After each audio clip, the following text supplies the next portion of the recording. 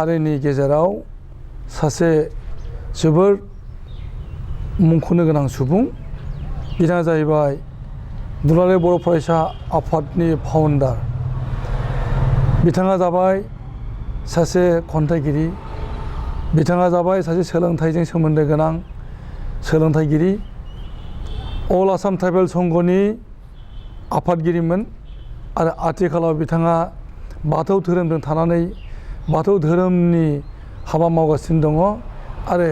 मोजां थासारियाव बिथाङा दङ दासान्दि मिथिंगाजों जोबोद साबना हामना साजायनानै लादों बिथाङा गावनि न' बां आथिखालाव बिथाङा 80 बोसोराव आगान होबाय बे बोराय बोसोरावबो नाथाय बिथांनि गोसोआ सेंग्रायै दङ आरो हारिनि थाखाय गाबखांनाया बिथांनि गोसो जिलिदाव नांबाय थायो बिथांनि न'आव जों लोगो मोननो हादों बिथांखौ आरो बिथां गेदेमाया जाबाय रन्जित कुमार बरगयारी बिथांखौ बड'लेण्ड इंखं टेलिभिजन बिथिंनिफ्राय बरायबाय आरो खुलुमनाय होदों दे नमस्ते रन्जित बरगयारी नोंथाङा गिबि समाव एबा लाइमोन समाव समाजजों थानानै एबा गावनि जिउ दानायनि बिथिङाव माबा हाबा मावबोआमोन एबा माबोरैहाय जिउखौ खांबोदोंमोन बेनि उनावहाय सांसारिक जिबन लोगोसेनो सामाजिक जिबन बेफोरनि सोमोन्दै नोंथांनि खुगाजोंनो बुंना लाग्रोदो आच्छा जोबोद साबायखर नोंथांमोनहा इंखं टेलिभिजननिफ्राय सफैदों आंनि बे देरायाव आरो बेखौ एसे माबानो थाखाय आंखौ खाबु होदों मिथिहोनो थाखाय बिनि थाखाय नोंथांखौ जोबोद साबायखर थाबाय दा आंनि जिउ जिबना जोबोद माने दुखुनांथावबो आरो गोलावबो जाहैबाय जन्मआ आंना 1940 आव 31 अक्ट'बराव बांलानि 13 कार्तिक 1347 सन आफाया कस्टि लिरना गालांदों बे हिसाबै जों साननानै मोनबाय 1940 सन माने बेवहाय 1939 निफ्रायनो बिश्व जुद्ध जादों सेकेन्ड वर्ल्ड वार जादों आरो बेयो जुद्धआ 1945 सिम थांदों दा 40आव आं जोनोम जानायखाय आंनि सिगाङाव आबौमोन साब्रै दङ फिसा हौवा सासे जोनोम जानायखाय आंखौ बे रननि दिनाव जन्म जानायखाय आंखौ नामखौ रन्जित दोनदों दे बेबायदिनो फैबाय एलपि स्कुल फरायनानै आङो क'क्राझार माबायाव गभर्नमेन्ट स्कुलाव आङो फरायहैदों मेट्रिकसिम फरायहैदों आरो बिनि उनाव बेवहायनो बे मेट्रिक फरायनाय समावनो जोङो स्कुलफ्राव बे मेगाजिन थेगाजिनफ्राव आं लिरबोदों आरो बेनिफ्राय जोंहा मोनसे बिथराइ आफाद दङमोन बिथराइ आफादाव जोंहा क'क्राझार टाउनाव न' दङमोन बेवहाय सिख्लाफ्रा गार्लस हाइ स्कुलाव दख'ना गानाबालानो सारि गाननानै थाङोमोन मेख्ला गाननानै थाङोमोन आरो बायदेवमोनहा रायोमोन बे हिसाबै आङो बिथराइ आफादाव मिटिङाव बुंफुंना होबाय जोंनि सिख्लाफोरखौ स्कुलनि फरायसाफोरखौ बायदेवमोनहा दख'ना गाननानै फैयोब्ला रायो सारि मेख्ला गाननानै थांनांगौ बे हिसाबै जोङो मा प्रस्ताब लाबाय जे दानिया दख'ना गाननानै फैजोबनांगौ होननानै प्रथम क'क्राझार हाइ स्कुलाव गार्लस हाइ स्कुलाव प्रथम दख'ना गानहोनायखौ जोङो क'क्राझारावनो हादों क'क्राझार गार्लस हाइ स्कुलाव दा हायार सेकेन्डारि जाबाय बेवहाय जों गानहोजेनदों बिनिफ्राय दस्रायावबो आसामाव लासैनो स्प्रेड जालांबाय दख'ना गाननाय खामानिया बिनिफ्राय आङो क'क्राझार कलेजाव आङो फरायनाय समाव माने बे समाव 1962आव NCCनि आङो सिनियर आन्डार अफिसारमोन माने बै समाव सेना जुद्ध गासिबोखौ आङो जमादारफोरजों अफिसारफोरजों राइफल फोरोंफानाङोमोन NCC ट्रेनिं होफानाङोमोन बेबादि फैदों 62आव आङो जोंनि माने पर्बतझारिनि केशब ब्रह्म आदाबारिनि रबिराम ब्रह्मजों आं रायज्लायनानै फैर' रायज्लायनानै बुंबाय आङो जे जोङो बेबायदिनो गङिया सरलपारा माबा दङ बर' स्टुडेन्ट इउनियन दङ पर्बतझारि स्टुडेन्ट इउनियन दङ बबेबा फर्थ इउनियन बबेबा फिफ्थ इउनियन स्टुडेन्ट इउनियन दंलाजोबो गवालपारायाव जोङो गवालपारा स्टुडेन्ट इउनियन दानो हाया नामा ज' खालामनानै हायो नोंथाङानो मिटिंखौ लिंदो जाबाय आं लेंबाय मिटिंखौ आं लेंनायाव आङो माने सिगाङाव ट्राइबेल हाउसआवनो जोंहा बे मोनसे खुलिमोन आरो आंनि न'आवनो दैमु देरायाव क'क्राझाराव अनेक खोथा जों रायज्लायग्रा मोनसे केम्प बादि जादों आरोखि बे ट्राइबेल हाउसआव मिटिंखौ लिंनायाव आङो बे समाव भाइस प्रिन्सिपाल फनि ब्रह्म सार बिथांखौ आङो प्रेसिडेन्ट जानानै होदोंमोन खिन्थु बिथाङा आंनि खोथायाव गनायाखिसै मानो मेन मिटिं खुंनांगौ मानो स्टुडेन्ट इउनियन दानांगौ सारा आंजों मेगाजिनबो खालामनो नागिरदों मोनसे बेफोरखौ मा खालामनो सानदों फरायनाय सम नोंसोर फराय बेफोरखौ गोसो दाहो थाङा आङो नोंसोरनि मिटिङाव जाहरबाय आरोखि आंथ' बायद' जाबाय मिटिङावथ' लिंना मानसियाथ' फैबाय फरायसाफ्रा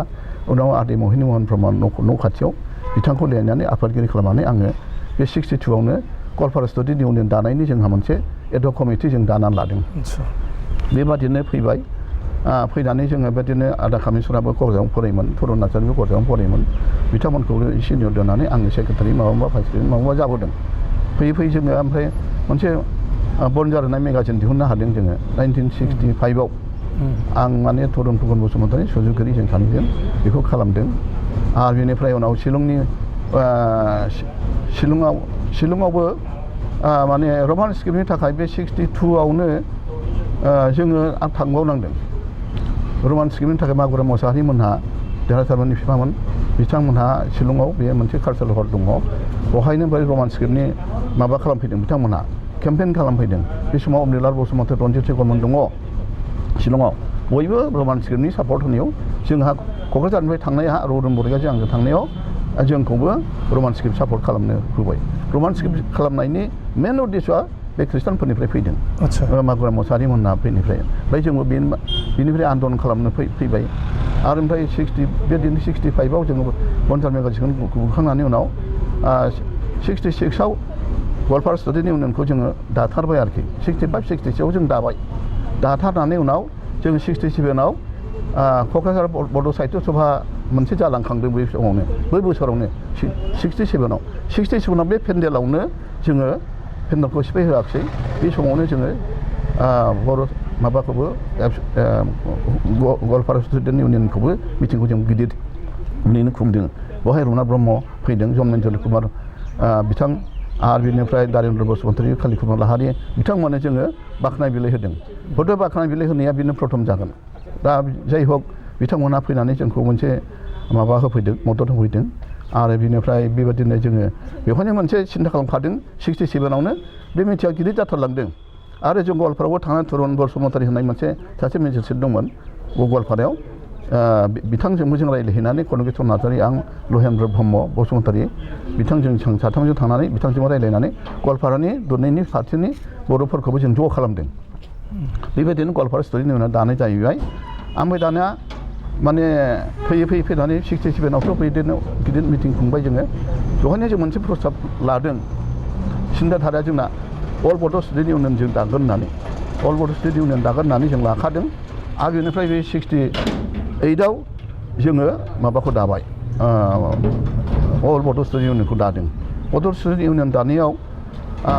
फनि ब्रह्म सारानो प्रेसिडेन्ट जादों आं आंखौ सिगाङाव जिहेतुके एसे माबा बुंहरदों बियो गोनो खोथा बुंहरनायनि थाखाय बिथांखौ आं प्रेसिडेन्ट खालामामोन चरन नार्जारिखौ खालामनो सानदोंमोन उनाव चरन नार्जारिया आंखौ इंगित हरनानै बिथांखौनो आं खालामनांदों बे 68आव आंनाव डायरियाव थारिखआ दङ गासिबो दा बेवहाय जोङो खख्लाबारिनि माबाखौ बानेस्वर बसुमतारीखौ जोङो प्रेसिडेन्ट खालामबाय आरो कनकेश्वर नार्जारिखौ आङो प्रेसिडेन्ट माबा सेक्रेटारि बिबानाव होदों प्रस्ताब खालामदों बे सेक्रेटारि बिथां जाबाय आरो बे माबानि बेंगलनि नार्जिनारिमोन बिथां हिराचर नार्जारिनि जों माखासेया जोङो नानान्था बिबानाव जों थादों आरोखि बे एबसु दानायनि हिस्ट्रिया बेनो बे 68आवसो एबसु दानाया खिन्थु 67आवनो जोङो बेखौ परिकल्पना खालामखादोंमोन आदसा दुलाराय बर' फरायसा आफाद दानायनि उद्देश्यआ मामोन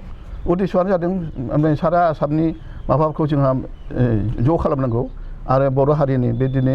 राव हारिमु थुनलाइफोरखौ जोंहा जौगाहोनांगौ बेफोरबायदि उद्देश्य जोंहा दंखायोमोन आरो बेनिफ्राय बेबादिनो बे समनिफ्रायनो माने पाटनायाव जानायाव मोनसे कंग्रेसनि गिदिर माबा जानायाव 10 जन ना 20 जन संख्यालुगुनि मानसिफोर थायोबानो माबायाव मिडियाम हिसाबै फरायनो मोनो ओरैबायदि मोनसे प्रस्ताब लादोंमोन जों बेखौबो सापर्ट खालामदोंमोन दा बेवहाय खिन्थु आसु बा सबिता सभा गुवाहाटिना बिसोरो अफस खालामदोंमोन जाय हक जों बिदिनो माबाजों फैदों ओमफ्राय 68आव दानायाव माने गासिबो प्रफेसारफोरखौ आं लिंजोबखादों सरिय नार्जारि मनरन्जन लाहारि बेदिनो क'क्राझार कलेजनिखौ लिंजोबदों आरो बिथां फनि ब्रह्म सारनि आफादगिरियावनो अल बड' स्टुडेन्ट इउनियनआ दानाय जादों ट्राइबेल वेस्ट हाउसआव क'क्राझार ट्राइबेल वेस्ट हाउसआव नङा क'क्राझार कलेजाव जायगायाव होनना बुंदों बे नङा क'क्राझार ट्राइबेल वेस्ट हाउसआवनो खारन आंनि मिटिंखौ आं लेंदों आंनो मिथिगौ बे थारिखआबो आंनाव थारिखआव दङ दाना एसे कमप्लिट जाबाय जे दिनैनि दिनावहाय जों मिथिगौ जे दुलाराय बर' फरायसा आफादा 1967 नि 15 फेब्रुवारियाव गायसनजादों नोंथाङा बुंबाय 1968 नि खोथा जोङो बे फेब्रुवारिनि माबायावसो जोङो 68आवसो आंनि डायरियाव जितु लिरनाय दङ 67आव मिटिंखौ जों खुंथारदों माबायाव गवालपारा स्टुडेन्ट इउनियनखौसो जों खुंदों अल बड' साहित्य सभानि पेन्डेलावनो जों खुंदों पेन्डेलावनो जों खुंदों प्रसिजन ब्रह्ममोनहा जोंखौ सहाय खालामदों बे समाव आरो बेवहायनो जों प्रस्ताबसो लादों जे माने 67आव जोङो 68आव जों अल बड' स्टुडेन्ट इउनियनखौ दानाय जासिगोन बेबायदि प्रस्ताब जोंहा थांखि दंमोन आरो बिनि हिसाबैनो जोङो संबिधानबो दाबाय अल बड' स्टुडेन्ट इउनियननि संबिधानखौ कनिस्वरा दाबल खालामना लाबोदोंमोन नार्जारिया सानैजों दं सिन्थाम खालामनानै बेखौ जोङो मोनसे आंनि आफादगिरिनि मिटिङाव बेखौ जोङो प्रस्ताबखौ सावरायनो लादों संबिधानखौ आङो बे संबिजित नाम दोनदों आरो बेखौ एक्सेप्ट खालामदों रायजोफ्राबो दा बेबादिनो मेघालय फरायसा आफाद त्रिपुरा हेन टेन रखम माबानि जोंनि संगठनफोरखौ जोङो लादों आरोखि दा बे 68आव माने बे माबा दाखांनायनि उनाव आरो दाना फैलायबाय भाषा आन्दलन भट बर्जन फैग्रोदों भट बर्जन फैबाय भट बर्जना माने प्रमद चौधुरि मोनहा माने भट बर्जन खालामबाय माने माबायाव माबा एमएलए टिएमएलए बा एमपि जानो थाखाय माबा जोंहा माबा गैयामोन आरोखि सुबिदा गैयामोन बे हिसाबै भट बर्जन खालामनायाव जोङो क'क्राझार गार्लस हाई स्कुलाव जोङो लामाखौ दिन्थिदों ओमफ्राय एसडिअ माबा पुलिस बाहिनी लाबोनानै जोंखौ एरेस्ट खालामना लांदों कनिस्थ नार्जारिजों आंजोंनो लिड खालामदोंमोन खिन्थु जोंबो थांफानानै धुबुरीसिम थांबोदों क'क्राझाराव सोनो नागिरदोंमोन गारिखौ सोनो हायाखिसै धुबुरीयाव खिन्थु गेटआ खुलाखा सोहैबाय गासिबखौबो जों 10-12थासो माने गारि लानानै जों थांदों आरो हरैहाय दा माबा धुबुरीयाव बिदिनो जोंखौ लखबनानै दोनहैबाय दा बहाय दाना 22 मे जानोसै 22 मेआव माने जोंनि मानसिफ्रा जोंखौ जेलाव थाहैनाय साननानै जोंखौ बख'नो थाखाय 22 मेआव मोनसे प्रस्तुति सालायबाय प्रसेनजित ब्रह्म पन्चानन ब्रह्ममोनहा पिटिसिनि मानसिफ्रा खिन्थु सरण नार्जारिखौ जों माबाखौ जों लांखाबाय जरहाटआव समर ब्रह्मचौधुरिखौ आरो जगेनखौ माबायाव लांदों नगावआव लांदों बेबादिनो जोंखौ माखासेखौ बेबादिनो आंखौ धुबुरीनिफ्राय ट्रेन्सफार खालामबाय माने चन्द्रमहन ब्रह्म सिभिल सार्जनमोन बिथाङा माबा हिसाबै सुपारिनटेन्डेन्ट हिसाबै जेलाव थायोमोन दा बिथाङा बर'नि फुङाव बुंबाय जे माबाखौ गाज्रि जाथारबाय मैया नान्दा कथन जाबाय आं जों सानजाबाय जों बादा होखादोंमोन जे जोङो भाषा आन्दलनफोरखौ जोङो सालायबाय दा बेवहायबो बिदिनो जों सालायहैगोन नोंसोर सिन्था खालामनाङा खिन्थु बिथांमोनहा हाजार मानसि गौरां बारहोनानै लाबोनानै बिदिनो माबानायाव अनेकसो माबा जालांदों आरोखि दा जाय हक जोङो बे माबाखौ भट बर्जनखौ जोङो माबादों बेबायदिनो खालामबाय ओमफ्राय आंखौ ट्रेन्सफार खालामना हरबाय चन्द्रमहन ब्रह्म डाक्टारखौबो ट्रेन्सफार खालामदों बे समाव ओमफ्राय आङो गुवाहाटियाव थांनानै गुवाहाटियाव जोंखौ सेकेन्ड क्लास माबायाव दोनदों ब्रिटिशफोर खालामनाय माने फार्स्ट क्लासबो होनो बेखौनो बिदि दोनदों बेवहायनो गोबां मानसिफोर जों भट बर्जन खालामग्रा कामरुपनि मानसिफोर फैदों बेवहायनो जों ज' जानानै थाबाय खिन्थु माबायाव बिसाराव जोङो 2 मासल' थानांदों 2 मासनि उनाव जोंखौ गासिखौबो हगार हरफिनदों आं बे समाव जुनियर माबामोन माने 28 बोसोरल'मोन आंखौनो प्रथम लेंहरदों बिसाराव आरो बे बिसाराव बिदि जोंखौ गफिन होजोबदों आरोखि दा बे थांबाय भाषा आन्दलनाव दा फैबाय भाषा आन्दलनाव आङो जइन्ट सेक्रेटारि खुंग्रिं नारेंगुरियाव प्रथम जोंनि क'क्राझार डिस्ट्रिक्ट बड' साहित्य सभानि मोनसे खुंहैदों जोङो बे समाव गौरिकान्त ब्रह्म मदाराम ब्रह्म समर ब्रह्म चौधुरि बेबादिनो गिदिर जोहोलावफोरबो थांफानानै जोंजों मिटिं खुंहैदों खुंग्रिं नारेंगुरियाव माबायाव हरैहाय साहा ओमफ्राय बेवहायनो जोङो बेवहाय मंकेश्वर ब्रह्मखौ बसुमतारी बङाइगाव माबा कलेजनि प्रफेसार बिथांखौ सेक्रेटारि आंखौ जइन्ट सेक्रेटारि खालामदों दा भाषा आन्दलन खालामसै जिहेतुके जोंनि माबा फरायसाफ्रा LP बारनोसै दाना 3-2-1 बारनोसै ओमफ्राय 3-4आव थांगोन आरोखि बे समाव खुनु 4आव थांनायाव खुनु मोनसे जगाजग माबा खालामनो हायाखिसै साहित्य सभाबो खालामनो हायाखिसै गभर्नमेन्टआबो जेबो खालामनो हायाखिसै जायनि थाखाय जोङो रामफल बिलाव मिटिं खुंनानै प्रस्ताब लाबाय जे जों आन्दलन खालामनो सारा जोंहा खुनु उफाय गैला दा जों आन्दलनखौ खालामनो लानायाव जुगेन बसुमतारी जों बयबो जोंहाथ' खुनु माबा गैया थाखा फैसा गैया खुनु रोखोम रायजो राजानिफ्राय खाङै खुङै जों आन्दलनखौ सालायदों प्रत्येक न'खरावनो जों 1 केजि माइरं 1 थाखा माइरं जों खांदों आरो बिनिफ्राय आंनि उपदेशआव आदा जगेना गुवाहारिफोर लिरदों बेफोरखौ आंनि एबसुनि सेंग्राफोरखौ थिनहरनानै हाजार हाजार थाखा लाबोहोदों माइरं दैरं गासिबो लाबोनानै भर्ति ट्राइबेल मोनसे खथाखौ जों भर्ति खालामनानै आन्दलनखौ जों सालायदों थाखा फैसानि अभाब जायाखिसै ओमफ्राय बिदि आन्दलनखौ खालामनानै जोङो माबानिफ्राय 28 थारिखनिफ्राय मार्चनि फेब्रुवारिनि 28 थारिखनिफ्राय मार्चनि 12 थारिखसिम जोङो आन्दलन खालामदों माने 1974 नि खोथा 68 नि खोथा 68आव जों बे आन्दलनखौ खालामनायाव ओमफ्राय उनाव माबाया गभर्नमेन्टआ बाध्य जादों बिबृति होनो जे माने अल आसाम माबानि ट्राइबेल लिडारफ्रा बर' लिडारफ्रा जुदि ज' जायोब्ला बर' भाषाखौ होसिगोन होननानै बे समाव सलिहा मन्त्रि सभामोन सलिहा बिबृति होनायखौ जोङो माने बे कनसिड खालामनाय जेला जों बेखौ आजावनानै जों पस्टपन खालामदों पस्टपन खालामबाय नालाय दानिया आंखौ थिनहरबाय शिलंआव माने आदा जगेन मोना जे नों थांदो सासे लोगो हरफानोसै रमेश औवारि होननायखौ रमेश औवारिजों आरो बेनिफ्राय देबेन बसुमतारीखौ जों दुधनियाव बर' साहित्य सभा जादोंमोन बे समावनो बिखौ आन्दलन सोमोन्दै रायज्लायनो थाखाय बिसोरखौ थिनहरबाय दुधनिनिफ्राय बायरा जों क'क्राझार डिस्ट्रिक्टआ आन्दलन खालामदों फिसा दुधनियाव साहित्य सभा खुंनानै गौरिकान्त मोनहा तरुन फुकन मोनहा लहेन मोनहा माबाबाय रमेश औवारिखौ जों माबाखौ जों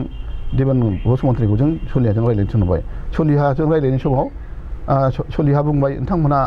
क'क्राझार डिस्ट्रिक्टनि आन्दलनखौ बन्द' खालामनो हागोन ना हाया हागोन सार जाबोबाय हागोन नालाय फैबाय बिसोरो जोंखौ बुंफैबाय बन्द' खालामनो जोंथ' आन्दलनखौ बन्द' खालामा खारन जोंना बन्द' खालामबानो जोंनि माबायाफ्रा एसे माबा जागोन गुरुं जागोन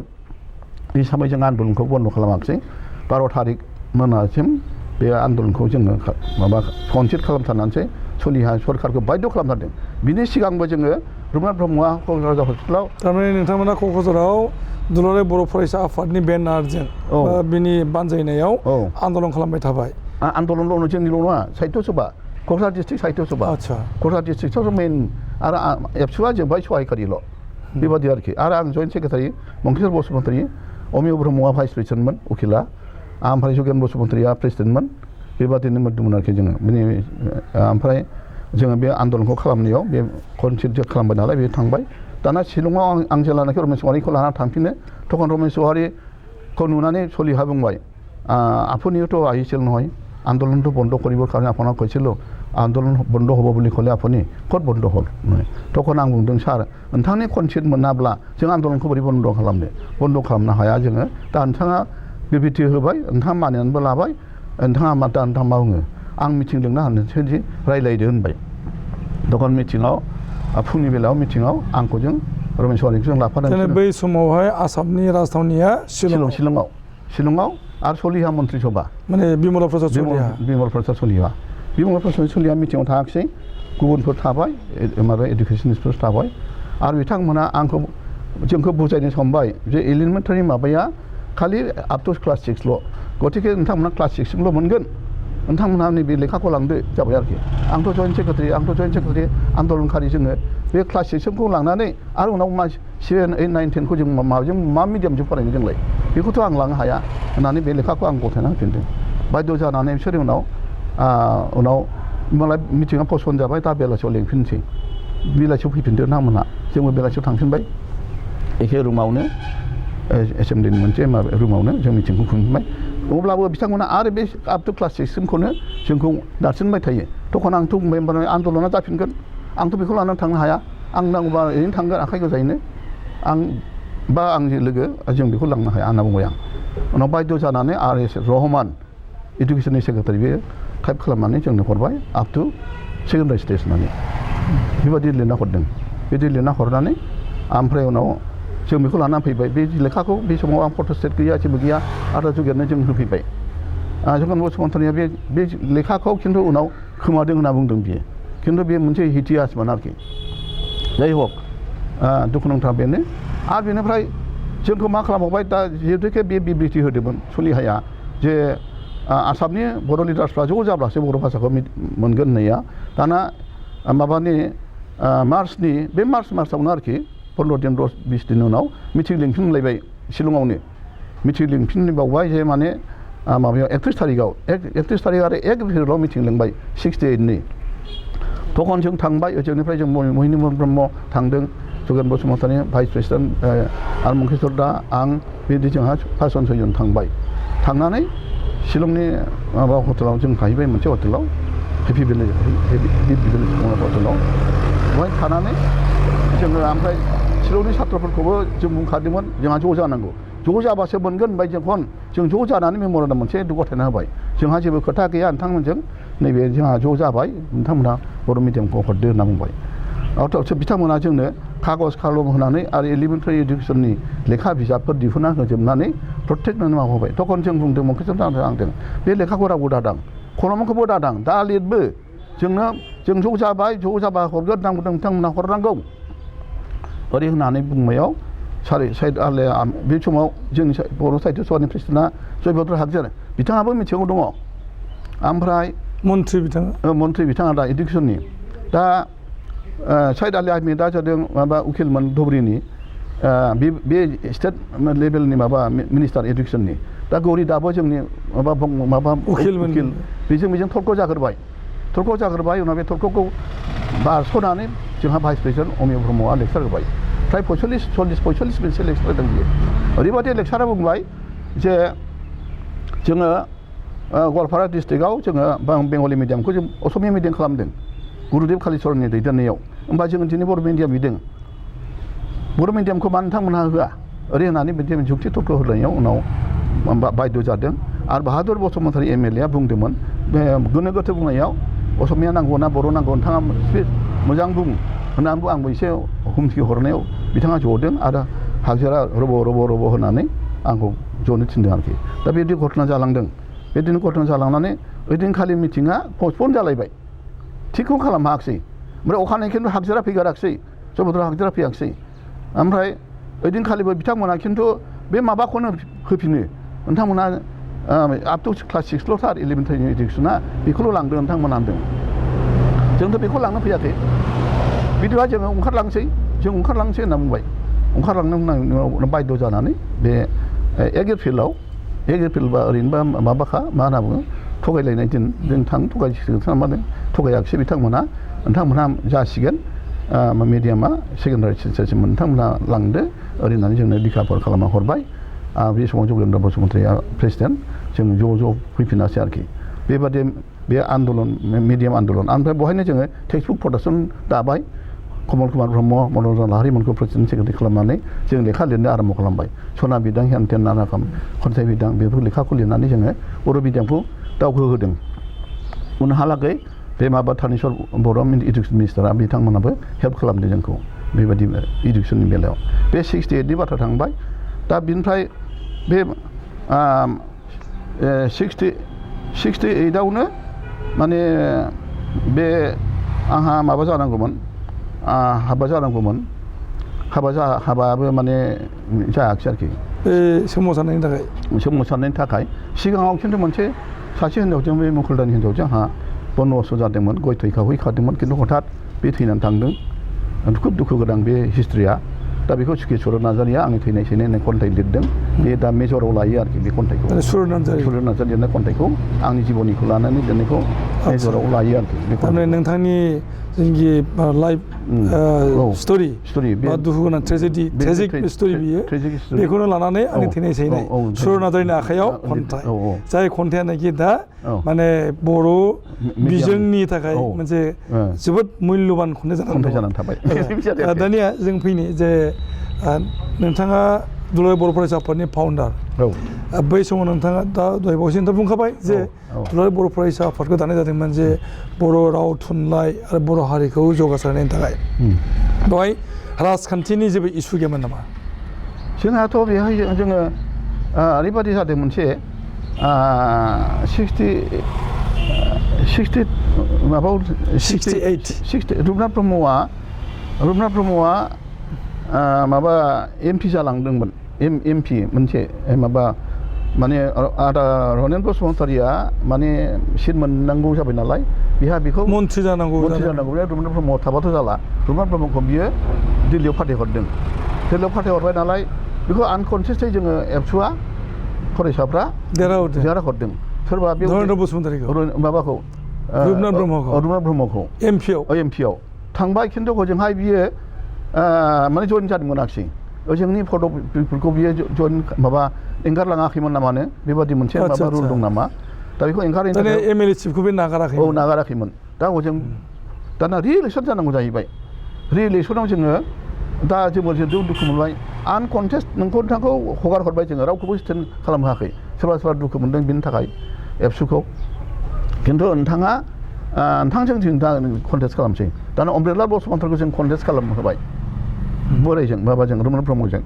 जोंहाथ' खुनु माबा गैया ग्राउन्ड माबा लेभेलाव जोंहा माबा गैया ग्रासरुट लेभेलाव वार्कार गैया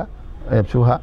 आरो गोदान आफाद बियो कंग्रेसआ खिन्थु बिराद दंखायो माबा आसामावनो दा रुपनाथ ब्रह्मआ बे हिसाबै थांबावबाय आरोखि थेवबो जोङो बे उननि इलेक्सन देरहाबावबाय उननि इलेक्सनाव देरहाखाबाय ओरैनो देरहाखागोन थेवबो क'क्राझार समस्तियाव जोङो बेखौ फेजेननाय जादों थारमाने जायखौ आनकन्टेस्टै देरहाहरदों बिथाङा MLA चिफखौ रिजाइनेसन होयैनि थाखाय MP देरहालांदोंमोनब्लाबो माने रिटार्न जानांबाय बेक जानांबाय रि-इलेक्सन जाबाय इलेक्सन जानायाव नोंथांमोना खिन्थु सापर्ट खालामाखिसै रुपनाथ ब्रह्मखौ आरो बिनि थाखाय अमरिलाल बसुमतारी नोंथांमोना प्रजेक्ट खालामबाय नाथाय बिथाङा कंग्रेसनि बिजाथि जानानै देरहालांबाय दानि एबसुआ बे समावबो रल लादोंमोन पलिटिक्सआव बेखौ नोंथां बुंनो नागिरदों दङ दा समनि पलिटिक्स होनना बुङोब्ला दुलाराय बर' फरायसा आफादा दहमै नांफुदों आरो बे खेबनि BTCनि बिसायख'थियाव एबसुआ थोंजोङै ओंखाराखै नाथाय UPPLखौ सापर्ट होनो ओंखारदों नोंथाङा माबायदि सासे फाउन्डार हिसाबै माबायदि मोनदांना लादों? जोंथ' गोदो जों PTCखौ समर्थन खालामहोदोंमोन PTCआबो नानान्था खारनाव बिथांमोनाबो प्रत्याहार खालामनांगौ जानानै फैदों आरो दा माबायाबो प्रमद बर'मोनहाबो बिदिनो बुंदोंमोन जोङो नांगौबा आं गावबुरानि पदखौबो आं लाया होनांगौमोन खिन्थु गावबुरानिखौनो दा MLA जानोबो नाजागासिनो दङ बा बेबादिनो माबानि MCLA जानो नागिरदों बा माबा चिफबो जानो नागिरदों बिथाङा बेबादि मोनसे माबाखौ जों नुहुरो आरोखि दा बे हिसाबै एबसुआ गोदोनिफ्रायनो बेबादिनो पलिटिक्सआव एसे एनै नांबोबाय थानाय हिसाबै आरो हाग्रामाखौ दा 15 बोसोर 17 बोसोर माबा खालामबाय दुर्निति खालामबाय हेनथेन नाना खालामबाय प्रसार खालामबायना हेमन्तआबो फैनानै जोबोद माने गाज्रि रावै प्रसार खालामगासिनो दङ दा बिथांनि बुंनायजों जाबनायजों जों एबसुआबो मोनसे रल लागारबाय जे प्रमद बर'खौनो जोङो माबा खालामसै प्रजेक्ट खालामसै ओरैबादि बिथांमोना मादों खिन्थु आंनि नोजोराव दा बिराद खाथिदों बिथांमोना आं बेखौ जेबो बुंनो लुबैया खाथिदों आरो खिन्थु कटकला समस्तियाव बिथांमोना माने मोजां केन्डिडेट होनो हायाखै BJPआबो मोजां केन्डिडेट होनो हायाखै BJPआथ' दा मोनसे गोदानखासो बुंनो थाङोब्ला BTC एलेकायाव खिन्थु बिथांमोनाबो नाजादों आरो आंनि साननायाव हेमन्त बिश्व शर्मा मोना हयथ' प्रमद बर'मोनखौ अनेक हेल्प खालामदों थाखा फैसा हिसाबै हेल्प खालामदों गारि घोड़ाजों हेल्प खालामदों नङाबा मोनफ्राय थाखा फैसा मोनखो आरो प्रमद बर'नि माबायाव दा माबायाव जों मिथिनो मोन्दों 7 कौटि थाखा बिहा बेंक बेलेन्सबो दङ न' बांबो दङ दा एबसुनि प्रेसिडेन्ट जानानै बिथांमोनहा बहा ओमफ्राय थाखा फैसा मोनखो बे मोनसे कुइसन जानानै थाबाय आरोखि जाय हक जाथोंसै जुदि फैयोब्ला मोजां सासन खालामथों खिन्थु बे जाथिनि गेजेराव नांलाय खमलाय जाबाय थानाया मोजां नङा गोदोबा कत' BTCजों माने एबसुजों कत' दावराव जालांबाय मानसिफोरनो बुथारलांबाय जेने बिजनीनि माबाखौ हेडमास्टारखौ बुथारबाय हेडमास्टार प्रमद बसुमतारीखौ बुथारबाय समर ब्रह्म चौधुरीमोनखौ बुथारबाय अनेक जोंनि मानसि मोजाङानो थैलांबाय बिहुराम मोनखामखौ बुथारबाय बे स्क्रिप्टनि बेलायाव थांलायबाय बेबादिनो अनेक मोजां मानसि थांदों जोंबो अनेक माबायावसो इसोरनि अनेकसो बासिदों जाय हक बेफोर इतिहासखौ आं दा बुंनो थांला खिन्थु दा एबसुआ जेरैखाय सिन्था खालामदों मोजां मोनसे माबा खालामनो होननानै संस्कार लाबोनानै जोङो बे 15 बोसोरिया बा 17 बोसोरिया सासनखौ जों फोजोबनो सानदों खिन्थु साक्सेसफुल जागोन ना जाया मोनसे सन्देह दङ माने आंनि साननाया हयथ' बिथांमोनखौ प्रजेक्ट खालामगोन हिमन्त बिश्व शर्माया हिमन्त बिश्व शर्मा हयथ' प्रमदखौ सिफ खालामनो हागौ आरो बिदिनो गावसोरबो बिजेपिनि मोनथाय दुइ एकथाथ' फैखागोनानो तखन बेजोंनो सरकारखौबो सालायनोबो हागौ जुदि माबाया जेनोब्ला हाग्रामा जुदि जेनोब्ला हाग्रामायाबो खम नङा हाग्रामानियाबो फैगोन किसु माबा मोजां माबा दङ जेनेबा जोंनि सालाखाथियाव दङ हरै कसुगाव दङ माने माबायाव चिरांफ्रावबो किसुमानाव फैगोन बेफोरखौ आं पेपारनि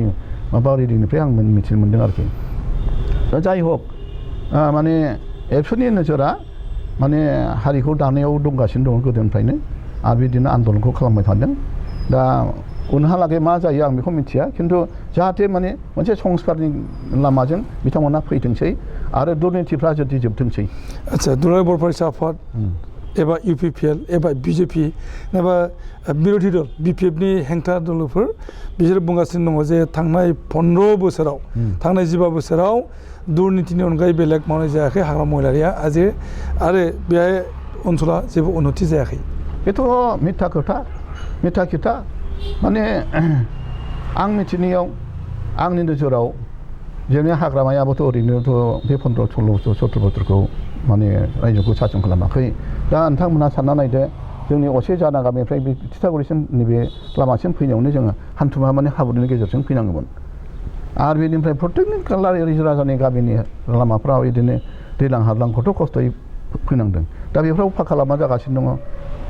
इउनिभार्सिटि बड'लेण्ड इउनिभार्सिटिखौ जों दा मोन्दों जोंनि मंगलसिं हाज'रिजों जोंनि स्टार्ट खालामदों बुंनो थाङोबा गुवाहाटि केम्पासखौ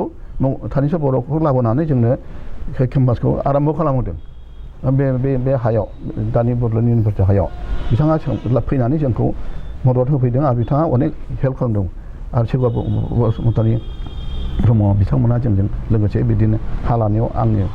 आगबाग लादों आरो बेबादिनो थानेस्वर बर'खौ इडुकेसन मिनिस्टारमोन AGPनि बिथांखौ लाबोनानै जोङो बेखौ माबा खालामहोदों बे अनेक खामानि मावदों बिथां माबाया आरो बेनिफ्राय जोंहा मोनसे ग्रुप दंमोन सानसोरां ग्रुप दङ असिनि आरो बिदिनो शेखर ब्रह्म बिनय ब्रह्म जों मोनसे ग्रुपजों गुवाहाटि इउनिभार्सिटिखौ केम्पासखौ जोङो खालामग्रोदों आरोखि बिनिफ्रायसो रायजोफ्रा खिन्थु होआमोन माबाखौनो खेबसेना खेबनै सिफायहैदोंमोन बे फाउन्डेसन माबा खालामनायफोरखौ बेबादिमोन जाय हक गोदोहाय एर'प्लेन खाथिमोन बेखौबो होखारहरदों बेवहाय जानाङा होननानै जाय हक दा इउनिभार्सिटि जाबाय आरो बेवहायबो खायफाबा बुंदोंमोन जे माने पासवान फैनाय बादि जोंहा मोजां गिदिर माबा जागोन मिटिं जागोन बेखौ ओरैनो दोनसै सानदोंमोन MP आबो बुंदोंमोन जोंहा सानसुमान खुंग्राबो आं खिन्थु बेखौ नाहस खालामनानै बेखौ इउनिभार्सिटि खालामनायनियाव दंमोन आरोखि जाय हक बेबादिनो फैदों आरो दा CIT मोनबाय जोङो CITआव जा दा आंना गथ'आबो CITआव मावो टेकनिकेल लाइनाव बिनि खोथा मथे आं मिथिनो मोन्दों बाहेरानिफ्राय गासिबो प्रफेसारजोब जोंनि गेजेरावनिफ्राय प्रफेसारानो सासेबो गैया बुंनो थाङोब्ला बे गाहायनि थाखोनि माबायावसो दं आरो जों एसे इडुकेसन मोननायनि गथ' गथायफ्रासो बेवहाय एसे भाग लानो हादों आरोखि माने दा आरो औरंगाबाद दिल्ली हेनजानिफ्राय अनेक स्टुडेन्ट फैनानै दंफैयो जोंनासो गैबावा जोंना मोनसे पार्सेन्टेजआव लादोंबाबो दा स्टुडेन्टआ खमबाव इन्जिनियारिं कलेजावबो जों खोनानो मोनबाय बे मागुर मावजिं जानायावबो बहायबो जोंनि फरायसाफ्रा खम बेबादिनो होमबा इन्सटिटिउसनफोरखौ जोङो लाबोदों हाग्रामा लाबोदों खिन्थु जोंनि फरायसाफ्रा बहाय खम जादों आच्छा होमबा नोंथांनि आर्गुमेन्टआ बहा जे नोंथाङाथ' दुलाराय बर' फरायसा आफादनि फाउन्डार नाथाय दिनै दुलाराय बर' फरायसा आफादा होनगासिनो दङ जे BPF सरकार एबा हाग्रा महिलारिया खालि कारापसनल' मावनाय जादों डेभेलपमेन्टनि जेबो प्रसेस लायाखै आरो गोग्लैसोनानै दङ बे बेलायाव नोंथांनि आर्गुमेन्टआ मा बेवहायथ' आं बुंनाया बेनोमोन जे माने दा हाग्रामा बुंदों माने हिमन्तआव जोंहा भारत सरकार आसाम सरकारजों 1000 कोटि थाखा मोननांगौमोन बेवहाय 600 कोटिल' हरदों होमबा डेभेलपमेन्टआ बोरै जानो फालाय माखासे बे 400 कोटिखौथ' हिमन्तआनो जाबाय होननानै बिथांखौ दखायतबो होननानै बुंखांबाय बिथाङा होमबा बे 400 कोटिखौ हरबावोमोनब्ला डेभेलपमेन्टआ बांसिन जागौमोन आरो डेभेलपमेन्टखौ जायाखैबा बे गारि घोड़ा माने पलिटिकेल पार्टिफोरनि बा एबसुनि बा UPFनि गारि घोड़ाफ्रा बोरै खारखो नङा होमबा खारगासिनो दङ आरो बेवहाय लासै लासैनो बेबादिनो इउनिभार्सिटि जाबाय माने जोंनि बे माबा सालाखाथिनि प्रजेक्टआबो दा माबा NTPC-आबो जाबाय बेबोथ' बे सुक्तियावनो लाबोनाय BTC सुक्तियाव मोनबोनाय आरो बेबादिनो जों कलेज जाबाय इउनिभार्सिटि जाबाय बड'लेण्ड इउनिभार्सिटि ओमफ्राय बे CIT जाबाय बेफोरखौथ' जों ना खालामनो हाया रावबोथ' बेखौ माबानांगौ लाथारदो होननानै गथायना हराखै हाग्रामा माने नाजानायाव जादों होमबा डेभेलपमेन्टखौ जायाखै होनना बोरै बुंनो हानो आरो बेनिफ्राय लामा सामा जाजोब्बाय जायगा जायगा बिदि स्कुल कलेजफोर जथ' हागौ खालामबाय आं दुर्निथियाथ' थाखागोन दुर्निथिया थाखागोन हाग्रामाखौबो आङो एकदम 100% सुद्ध होननानै बुंनो थाङाखै दुर्निथिया निसय दङ आरो बे लामा सामानि दुर्निथिया बोरै जादों कन्ट्रेक्टरफ्रा थांबाय कन्ट्रेक्टरफोरनाव थाखा बियो माने आख्रासआवबो बिगोन माबा उग्रपन्थिफ्राबो बिगोन सावथाल उग्रपन्थिफ्राबो बिगोन कन्ट्रेक्टरफोरखौ बिदि हारासास्ति खालामो बिनि थाखाय कन्ट्रेक्टरफ्राबो थिग मथे गावसोरनि लामानि खामानि माबा प्रजेक्टफोरखौ थिग मथे मावनो हाया दा बेबादियावनो जोंनि माखासे दुर्नि जादों लामाफ्रा बायफ्ले बुफ्लेबो जालांदों बेबादिबो जादों आरो दालां दुलांफोर जाबाय दालांखौ जेनेबा बे माबानि आइनदिनि दालां हाग्रामा दालां बेफोरबायदि दालां सुन्दर दालां बानायदों बे गोबां दालां दाबो नोंथांमोना नाय जायगा जायगा बेयावनो दालां जागासिनो दङ दालां जागासिनो दं आङो किसुमान जायगायाव गिदिंबाय दालाङा दाबो लुगासिनो दङ बेबादि आरोखि दा हेमन्तआ बुंदोंबा दिनैनि पेपाराव नुबाय जे माने मबाइलनि माबा टावारा मिथिनाय गैया टावार गैयाबा आंनि न'आवनो टावार दङ माबोरै गैया होनखो बियो बेदिनो जायगा जायगा टावारा खालामनानै दोनदों आरो बेनिफ्राय गग्रासे माने गोरिल बादि जादों मावजि बादि जागासिनो दङ बिसोरनि माबाफ्रा मानसिफ्रा होनना बुंगासिनो दङ दुर्निथियाथ' जाखागोन हेथि माबानि सरमानावबो बिश्व सरमानावबो दङ दुर्निथियाथ' मानो गैया जानो बे सारदा कम्पानिजों बिराद कौटि थाखानि बे दुर्निथि दङ बाजार माबानि कम्पानि माबानिजों बेफोरबायदि दुर्निथि दङ जायनि थाखाय बिथाङाबो हमजादों गिनानै बिजेपिआव खारबोदों बेबायदि सन्देह खालामो आङो रायजोफ्रा बेखौ सन्देह खालामदों आरो दा बेवहायबो बिदों बिथाङा दा जेनेबा बे थाखा फैसाखौ बिसिआव जेरैखि उन्नति हरनांगौ बेखौ हराखै आरो बे बुंगासिनो दङ जों हरगासिनो दङ कौटि कौटि थागासिनो दङ हाग्रामा जागासिनो दं हाग्रामानि दुर्निथिया बेनो जे अफिसफ्रावबो दुर्निथि जादों फाइलफ्राबो थांनोब्लाबो माने पियन सुगिटारफ्राबो 100-200 नङाबा खामानिखौ मावनो नागिरा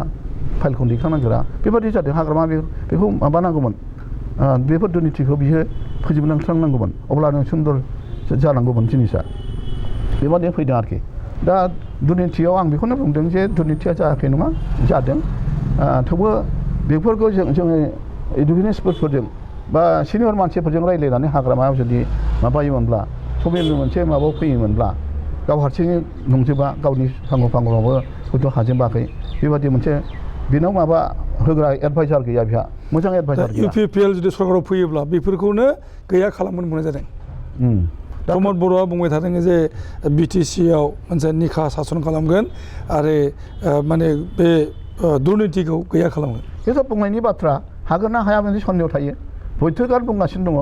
प्रतिगार बुंगासिनो खिन्थु जोंथ' नुनायाव मेगनाव आं दा 81 बोसोराव बेखौ नुगासिनो दं बयबो इलेक्सनाव समाव बिदि बुंगासिनो दङ खिन्थु उनावथ' जाहैया दुर्निथिया फैगासिनो फैयो कंग्रेसजों जों माबाया इउपि माबा बिपि बा लोगो लादोंमोन कंग्रेसआवबो थाखाखौ हरजोबाखै 10 बोसोरखौ हरदों 5 बोसोराव थाखा हरैनि थाखायनो बिथांमोना कंग्रेसमेन नागारनानै फैदों चन्द्र ब्रह्ममोना बायद' जानानै रिजाइन होनानै फैदों दाबोथ' प्रयजनब्ला बिसोर रिजाइन होनानै फैनांगौ बिसोरो जिहेतुके बे माबाया बिजेपि सरकारा जेबो सहायखौ खालामाखिसै दा थेवबो बिथांमोना दाबो रिहन दैमारि प्रबिलामोन ओमफ्राय चन्द्र ब्रह्ममोना दङ दासिमबो बिसोरबो जेदसो लादों माबा होखारहरदों जोंबो नायनो बेबादियाव दङ आरोखि दा दुर्निथिखौ आङो गैथारा बा जाथारनाय नङा बेखौ आं बुंनो हाया खिन्थु जागोन प्रमद ब्रह्मनि दिनाव जागोन खारन प्रमद ब्रह्मआ मोजांबाबो खिन्थु बिनि सांग' फांग'लावथ' जागोन ना थाखा फैसायाव सोरहा माबा गैया जानो अनेकआनो बिदिनो अफिसारफ्रानो आसामनि गिदिर गिदिर अफिसारफ्रानो बुर'क्रेट्सफ्रानो थाखा फैसा जायो नोंथाङा जे मुंख'दों दहाय जे प्रमद बर'नाव 7 कोटि थाखा थानायनि बाथ्रा नोंथाङा बुंदों बेथ' अपोजिसना बुंनायसो प्रमद बर' बुंनाय नङा प्रमद बर'थ' खन्दन खालामदों बे नङा खिन्थु बिनि इलेक्सन मेनिफेस्ट'आव लिरना होनांगौ ना बे लिरना होनांगौआव गावनि बा बाय'डाटाखौ लिरना होनांगौ एफिडेभिटआव बेवहाय 7 कोटि नुदों आरोखि आंल' बुङाखै नङा जोंना प्रबिन बर'मोनाबो बुंदों आंथ' मालायनिफ्राय खोनानानैसो बुंदों बिथांमोननि बिपिएफनि खोना बुंनाय बा पेपार सेपार नुनानैसो बुंदों दा बिथाङा बेखौ खन्दन खालामदोंब्ला नङाबाथ' नङासै आं खिन्थु बुंगासिनो दङ प्रबिन बर'बो दाखालि टक श'आव बुंदों जे मोनफ्रोमबो थाखाखौलाय एबसुनि लिडारफ्राथ' रावबो बिदि कौटि कौटि थाखा जमा खालामनानै गालांनो हायाखै बिथाङा बबेनिफ्राय मोनखो आरो हाग्रामा बुङो बिथांखौ दालालिबो होनना बुंदों माने माबाग्रा ओरैबायदि थाखा फैसा खामायग्रा बिदिबायदिबो जा बुंदों जुदि बे सरित्रआ थाबाय थायोबाथ' मोजां जानाय नङा आंहा प्रमद बर'नि सायाव आंहा बिसास दङ मोजां प्रसासन सालायदों आंजोंनो मोजां जगाजग जागासिनो दं आरो आंबो बिनि एडभाइजार हिसाबै मावथाव फैयोबाबो निसय आं बेखौ बुंगोन आं थांनानै थासान्दि बिथांखौ मोजां प्रसेसनाव फैयोब्ला प्रसासना जाहाथे मोजां जायो बिनि सागख' फांख'फ्रा बिनि अफिसारफ्रा जाहाथे थाखा फैसा लानानै एसेबां लुलुब डिस्ट्रिक्ट जेनाया बेखौ आङो बुंनो थाखाय आं रेडि जानानै दं। नोंथाङा अब्ला प्रमद बर'खौ बांसिन उइस खालामगोन ना हाग्रामा महिलारिखौ फैगौ बिसायख'थियाव? आं बेखौ आं बुंनो हाया बे 6 मासावथ' जोंखौ माबा होबाय रायजोपालनि सासन खालामबाय मोनसेबोथ' फोरमान खालामनो हायाखैना जोंनि दुर्निथिखौ नांगासिनो दं आरो दुर्निथिखौ बिदिनो खौथि खौथि दुर्निथि जादों आरि जादों होननानै जेलावनो थांनांसिगोन होननानै अफजिता फोरमायगासिनो दङ बिथाङाथ' स्टेन्ड लाना बुंदों जे माने जोंखौथ' जेलाव हरनांगौ होनदोंब्ला 6 मासखौ जोंनो मोन्दोंमोन बहाय मानो हादिया ओरैबायदि बेखौ बुंदों आरोखि दा बेसेबां सैथो बेसेबां मा दा दुर्निथिया दाजाथों जोंनि बिटिसिआ मोजाङै सोलिलांथों आं बेखौनो खावलायना खालामो आरो जोङो इन्टेलेक्सुयेल मानसिफ्राबो सिनियर मानसिफ्राबो जनानै थानाया थिग नंलिया। नोंथाङा जि समाव अल आसाम ट्राइबेल संघनि आफादगिरि बै समाव नब कुमार सरनिया बिथाङा एसटि सार्टिफिकेट मोननाय जादों आरो बिथाङा नोंथांनि आमोलनि एसटि सार्टिफिकेट मोननायनि जुनैनो बिथाङा एमपि खेबनै गाहाम जानो हामो आरो बेखौ बुंनाय जादों जे नोंथाङानो इन्सट्राक्सन हरदोंमोन तामुलपुर जिल्ला ट्राइबेल संघनो बेखायनो ट्राइबेल संघ तामुलपुर डिस्ट्रिक्ट कमिटिया आलफानि लिडार हिरा सरनिया दा नब सरनिया बिथांनि एसटि सार्टिफिकेट होदोंमोन। दा बे खोथायाथ' दुखु गोनां हिस्ट्रि बियो आनटल्ड हिस्ट्रि थारमाने जोङो आं जादों क'क्राझार डिस्ट्रिक्टनि प्रेसिडेन्टमोन 2005आव 6निफ्राय आङो अल आसाम ट्राइबेल संघ जानानै 9 बोसोर सालायनो मोनदों आंनि दिनावनो बे घटनाया जादों माने 2002आव सिलापथार अधिबेशनाव आदित्य खाख्लारिमोना आगुनि सेक्रेटारिया दाबो सेक्रेटारि बिथांमोनहा लादोंमोन मा सरनियाफ्रा जुदि माबाथारब्ला सरन हाबफैबाय जोंहाथ' आपत्ति गैया धर्मआव खिन्थु बिथांमोना एसटि सार्टिफिकेट लुबैदोंब्ला ट्राइबेल सार्टिफिकेट लुबैदोंब्ला ट्राइबेल टाइटेल लिरनांगौनो बिथांमोना बर'बा बर' लिरथों राभाबा लिरथों गार'बा गार' लिरथों जिखुनु बे थांनायखौ लिरथों जों अनायासै जों माबाखौ होगोन जोंहा खुनु आपत्ति गैया होन्दोंमोन खिन्थु सरनिया बे समाव बिथांमोना एसटि खामोन एसटि नङामोन सरनियाफ्रा एसटि नङा खिन्थु एसटि जानो लुबैगासिनो दं बिथांमोना नाजागासिनो दङ खिन्थु होथाराखै आरो 2002आव बेखौनो सिलापथार अधिबेशनाव बेखौ प्रस्ताब लादोंमोन जे माने नोंथांमोना बर'नि टाइटेल बा राभानि टाइटेल बा गार'नि टाइटेल लिरदो जों होनोसै होननानै खिन्थु बिथांमोना सरनिया जाखाबाय नालाय गावसोरनिखौ गिदिर गोलाव सानबाय धर्म लाइनाव थांनानै जों बेखौ मानो लिरबावनो अबजेक्सन मोनसे अबजेक्सन बे जाहैबाय जे नोंथाङा बुंदों सरनियाफोरा बै समाव एसटि नङामोन नाथाय मेदिनि महन चौधुरी सासे प्रमिनेन्ट राइटार आरो बिथाङा मोनसे समाव एमपि जानो हालायनाय सासे गेदेमा सुबुं बिथाङाबो सरनिया बिथाङाथ' एसटिनि सिटनिफ्रायनो देरहालांदों नङा बिनि आरो आलादा माने बै समाव बे माने ट्राइबेल संघआ सेरखम माबा गैयामोन बे समावनो बिथांमोनहा बे सुरेन दासमोन सोरबा मोनहा मोनलांदों जेरैहाय बिरेन दास बर' सुरेन दास मोनहा मोनलांदों बेबादिनो मोनसे माबा खालामनानै मोनलांदों आरोखि बिथांमोना आगयाव खिन्थु उनाव जोङो बेखौ हमबाय नोंथांमोनहा जिहेतु खायथारियाव गोलैला फार्स्टआ खायथारिनि गेजेराव नोंथांमोनहा जेबो खायथारियाव गोलैला लेंगुवेज लिटारेचार जेबो गैलिया आरो माबा बेकवार्डनेसबो नोंथांमोनहा गैलिया जिहेतु सरन लाबाय आरो गुबुन धर्मजों थांबाय लेंगुवेजआबो गैलिया जों बेखौ हमदों आरोखि जे नोंथांमोनहा एबाराव नोंथाङा सरन लाबाय जेला जोंनाव एसटिआव जों बेखौ मोनला होननानै जोङो हमदों बे होथारियावनो बायद' जानानै आंनि दिनाव बायद' जानानै लास्ट टाइमावसो बिसोरो हाग्रामाखौ हमहैबाय हाग्रामाखौ हमफैनानै जोंखौ मिटिं लिंहरबाय बड'लेण्ड गेस्ट हाउसआव गिदिर मिटिं जाबाय गुवाहाटियाव गावसोरखौबो सरनखौ लिंहरबाय जोंखौबो लिंहरबाय गावसोरबो बिपिएफनिफ्राय थांजोब्बाय बिस्वजित दैमारि मोनहाथिनो थांनानै आमफ्राय मिटिङाव आंखौ प्रथम सोंबाय माने हाग्रामाया जे प्रेसिडेन्टआ मा बुङो मतामतआ मा आंथ' बुंबाय डाइरेक्टनो जे बिसोरो दावखाया दावराय जानो नागिरदों भाषा लेंगुवेज जेबो गैला बिथांमोनहा कालसारबो गैला गतिके बिथांमोननो जोङो होआ होनना जोंहा प्रस्ताब दंखायो आरो बिथांमोना जुदि ट्राइबेलनि माबा उपाधिफोर लायोबा टाइटेलखौ लायोबा अब्ला जोंहा होनायाव आपत्ति गैया होननानै जोंहा प्रस्ताबबो दंखायो थारमाने सरनियाफोरनो एसटि सार्टिफिकेट होनाय जागोन जुदिहे ट्राइबेलनि बा थाखानाय ट्राइबेलफोरनि टाइटेलखौ ग्रहण खालामोबा दा बिथांमोनाथ' बेखौ ग्रहन खालामा जाहैबाय